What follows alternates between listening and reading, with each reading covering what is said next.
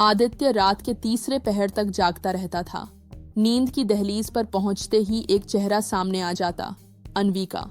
Phone की screen बार बार देखता, मगर उसमें अब वो नाम नहीं चमकता जिसे कभी दिल धड़कते ही देखता था। कहाँ गई वो और क्यों? ये सवाल अब उसकी सांसों में बस चुका था। 3 साल पहले की बात थी।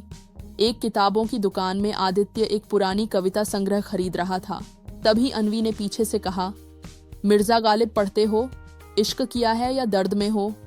आदित्य ने हंसते हुए जवाब दिया, दोनों। बस उसी एक जवाब में एक रिश्ता शुरू हुआ। शुरुआत में सब कुछ बेहद खूबसूरत था। साथ चलना, किताबें पढ़ना, बारिश में चाय पीना, जैसे जिंदगी ने रंग भर दिए हों। मगर धीरे धीरे अन्वी बदलने लगी।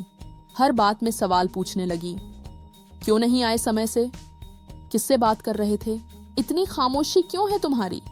आदित्य पहले समझाने की कोशिश करता, फिर चुप रहने लगा। उसकी चुप्पी एक और सवाल बन जाती। आदित्य के अंदर खुद से लड़ाई शुरू हो चुकी थी। वो जानता था कि वो वफादार है, मगर बार बार के इल्जाम, शक और सवालों ने उसे थका दिया था। वो खुद को आईने में देखता और सोचता, क्या मैं वाकई इतना बुरा हूँ या मुझे बस बर्दाश्त करने की ताकत नहीं बची? वो हर रोज अपने अंदर एक नई लड़ाई लड़ता और हार जाता। एक दिन अन्वी ने कहा, तुम कभी कुछ साफ साफ कहते क्यों नहीं?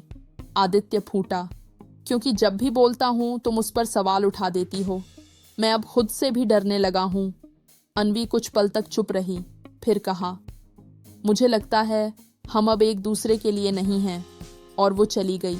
उस दिन आदित्य कमरे में अकेला बैठा था। हाथों में अन्वी की आखिरी दी हुई किताब थी।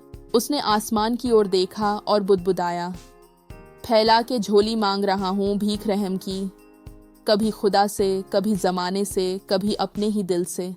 आदित्य अब समझ चुका था, वो सिर्फ अन्वी की बातों में नहीं, अपने ही बनाए जालों में उलझा हुआ था। उसने कभी अन्वी से कहा नहीं कि वो क्या महसूस करता है। वो उसके सवालों से भागता रहा, मगर जवाब कभी ढूंढ नहीं पाया। अब वो दिन भर कमरे में बैठा बस सोचता रहता, काश बोल देता, काश समझा देता।